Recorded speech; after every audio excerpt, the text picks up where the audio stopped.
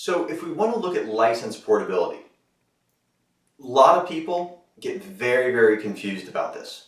So hopefully this whiteboard will help clear that up.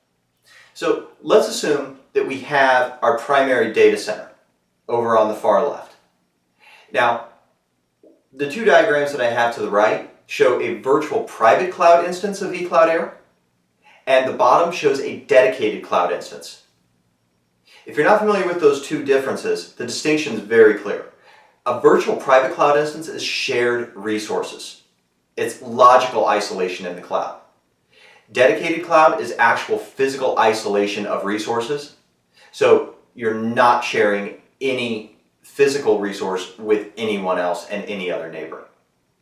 So with that understood, let's take a look at how the decision whether to go virtual private cloud or dedicated cloud impacts licensure when we're looking at something like Windows. Out here inside the data center, we've got a Windows virtual machine. We decide that we want to port that machine out into our virtual private cloud instance.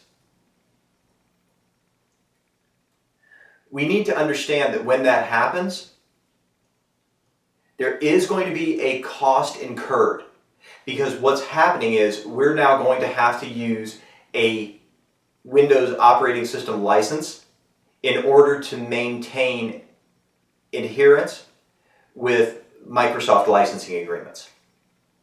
So that virtual machine that gets moved out is going to incur an operating system license. Just the same as if you had gone out there and done a net new build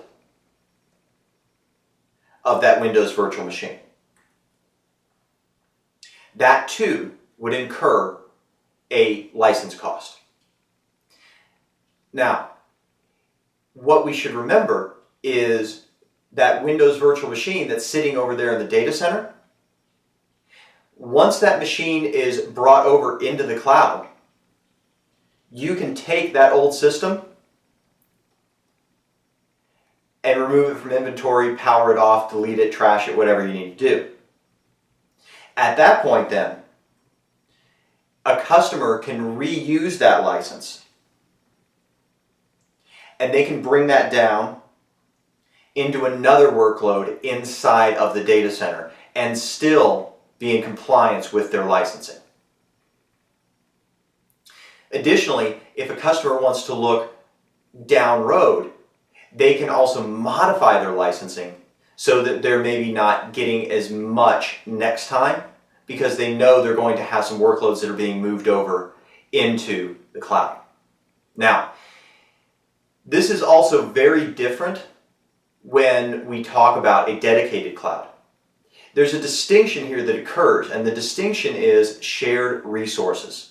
And that's really the trigger when it comes to the operating systems like Windows. Now, this doesn't impact open source operating systems, Linux, CentOS, Ubuntu, etc. Those you can build with impunity out into the cloud. There's not a licensing cost for those. But when we're talking about Windows, we have to be a little more cognizant of what's going on. But if we're using a dedicated cloud and we want to move that workload out, that same Windows virtual machine, we are not going to incur a licensing cost because we're allowed to move onto another non-shared set of resources. Now, you're not going to free up that license back on the other side, but you're not going to incur a new cost. It's also important to understand that operating systems are different than applications. In fact, if you look at the licensing requirements when it comes to applications, you'll see that for many, things like SharePoint, etc., those are going to be just fine to move into either instance. And you will retain some license portability. But again, to underline, when you're looking at moving virtual machines, Windows virtual machines, from a data center out into a virtual private cloud where you have logical isolation, you are going to incur licensing costs. This is not true for dedicated cloud.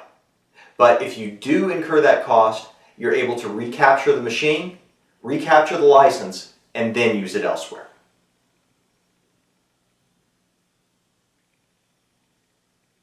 Thanks again as always for taking the time to join me today. Hope you found value in these sessions, and we look forward to seeing you again soon. Be sure to follow me on Twitter and to connect with your VMware blogs, your local account representatives and engineers, so they can tell you more about these fantastic products.